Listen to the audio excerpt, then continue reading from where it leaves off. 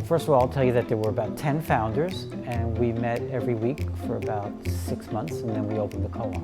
And the basic philosophy I think that we all shared, although there might have been some other ideas, but the basic two things was we really wanted to be able to afford to eat better food. And the other thing we were really excited about was that we knew that we were trying to start a cooperative, and we thought, well, cooperation means people working together, and we felt like we were growing up into a society where there wasn't enough people working together.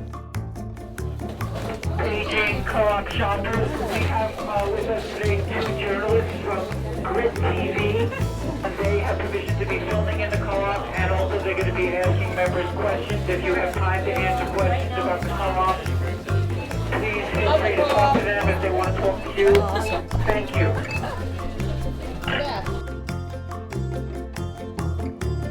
The selection of produce, the fact that it's very ethical, we try to go local. You know, since I'm addicted to the co-op, and it's really an addiction at this point, I can't compromise myself by going shopping at the commercial supermarkets. So it's become such an integral part of my life at this point that, you know, I'm trapped, so to speak, for the good.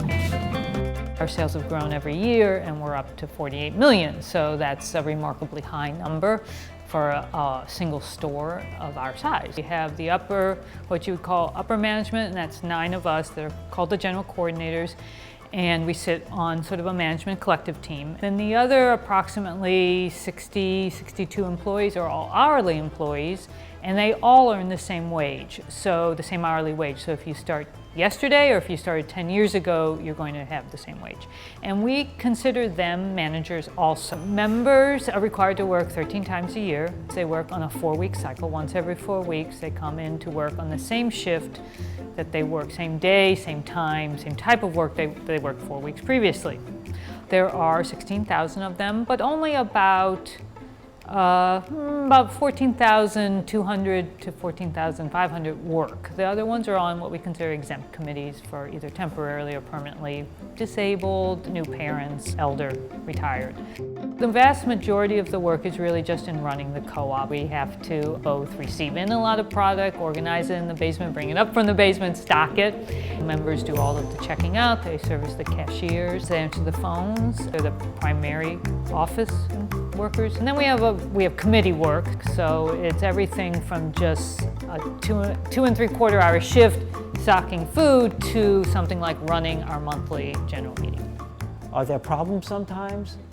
Does people get upset with each other sometimes? Yes, but more than anything, there's a positive thing when people come together and work together.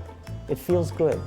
Well, the long lines are pretty awesome. It's pretty fun to wait online for, like, you know, when you got time to kill. I think less work shifts because there are so many people working. I don't know that we needed to do as many as we did years ago.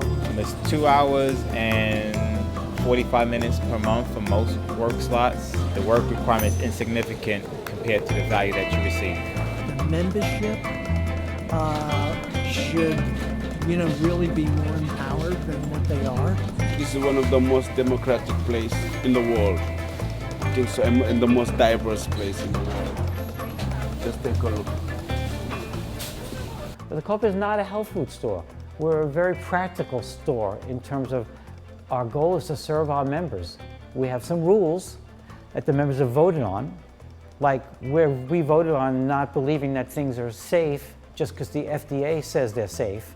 So we voted to use a higher standard from the Center for Science and the Public Interest.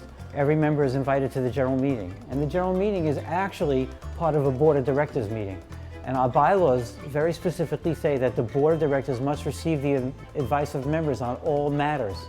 We were on a natural rise in membership, and then the economy took a nosedive and we just soared off the map.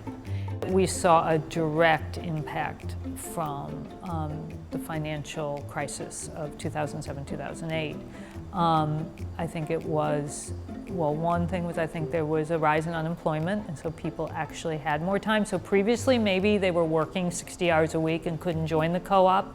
and suddenly they were unemployed or they were much less employed, so the co-op was possible for them. And other people, I think it was really, wow, I don't have any money, or my savings have dried up, or I'm cut back to 20 hours a week, I've become a part-time employee, and they needed to find ways to save on their food dollars. So the question is, what's the future?